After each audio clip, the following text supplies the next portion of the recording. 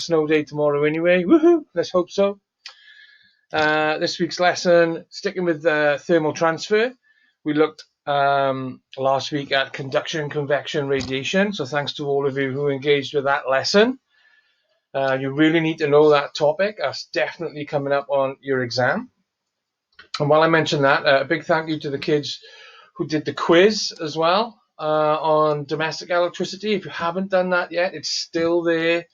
Look at the Mr. Thomas assignments on Google Classroom. Please do that quiz.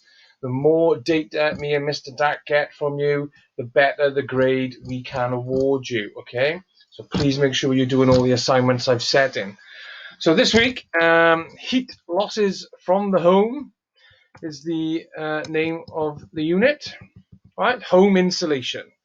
So I'm sure you've all been up in the attic and seen all this stuff on the floor, and it's to keep the cost down of heating your house, and we're going to talk about that this week.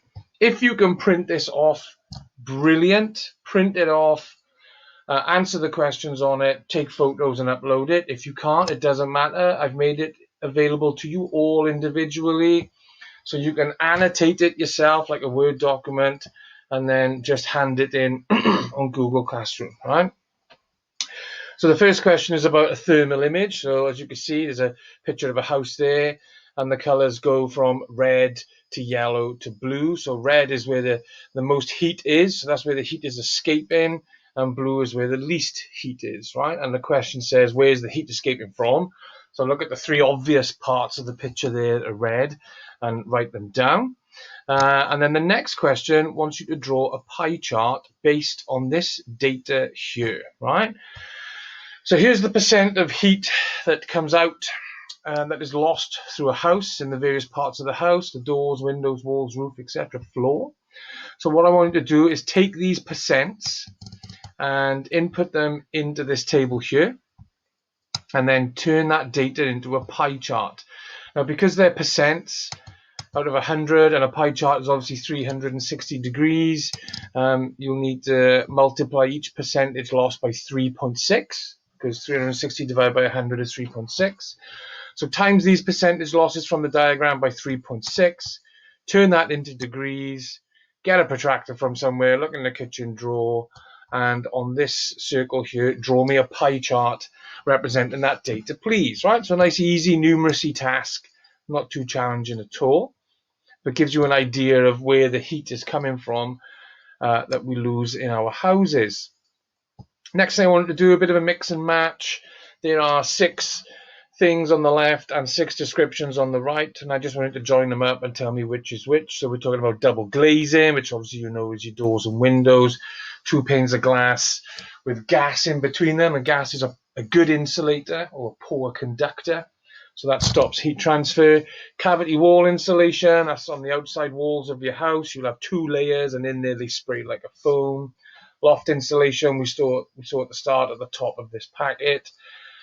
Draft proofing, curtains, and aluminium foil behind radiators. If you watched the conduction, convection, radiation lesson, you'll know that aluminium foil is shiny and reflects heat because of that, right? So just a very quick and easy task, match up each definition with its description. No problem there, easy marks. Right, the next one, ignore that diagram there, I'm not really interested in that. The next one is about an experiment to determine the amount of insulation certain materials offer, okay? So it says a scientist wants to test different samples of insulation using the method shown in the image below. So I got a clamp, and I got a beaker of hot water, and it's resting on the sample of whatever it is we're looking at, and underneath what it's resting on is a thermometer held carefully with some cotton wool, okay? And the 6 things that were sampled were bubble wrap, wool, cardboard, fiberglass, foil, and 1 sheet of paper. And each time the hot water was at 60 degrees, apart from one time where it wasn't, and you'll need to know that to answer a question later. And then after 3 minutes, they took the thermometer reading to see what the temperature was underneath the sample. Now, of course, the best conductor will have the hottest thermometer reading after 3 minutes. It will absorb most of the heat, right? And the best insulator will have the greatest difference in temperature.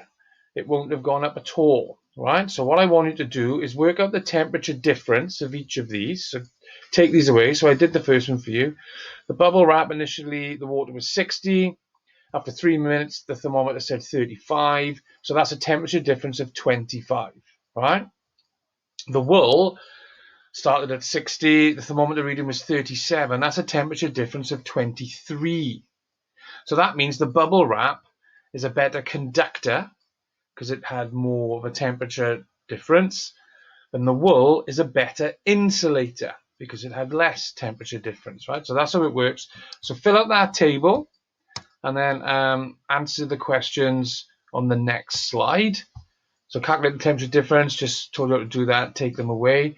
Which one was the best insulator? So that's the one that did not absorb the heat. So that's the one with the smallest difference. Which one was the best conductor? That's the one that did absorb the most heat. Okay. So that's the one that had the highest temperature and the smallest difference between the originals. I think it's payback. Because if you look, it went all the way up to 53. That's only a difference of 7, right? So the best conductor was paper. I'll give you that one for free. Many types of insulation trap air, and air is a poor conductor of heat. Which type of insulator works in a different way, right? So one of those there, and I've already mentioned it once in this video, is an insulator because of a different property, right? And number 5 asks you to explain how that works. So I mentioned it about 2 minutes ago. Number 6, Kelly argues that one result should be discarded because it is not fair.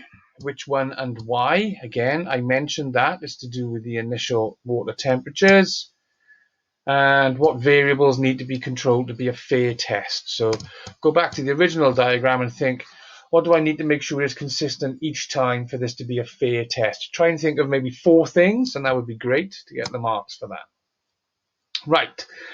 Now, the last thing of this topic is what we call payback time. And payback time is how long it'll take you to save money to offset what you paid for the thing you bought, right? So, for example, let's say I paid £8 for draft excluders, and it saved me £4 a year in my heating bills. So it would take me 2 years to make that money back. So the payback time is 2 years. So to work it out, you get the cost of the product you've bought, and you've divided it by how much saving you make per year, per annum, and that gives you the payback time in years, right?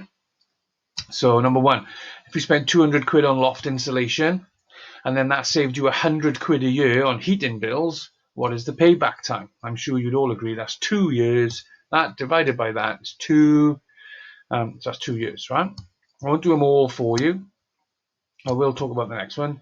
If you spend 50 quid on foil to go behind radiators, don't forget foil is shiny and reflects heat, and you save £10 a year, would it be worth buying if you intended to move in 3 years? So if it was £10 a year and I spent 50 quid on it, it would take me 5 years to get my money back on that. The payback time would be 5 years.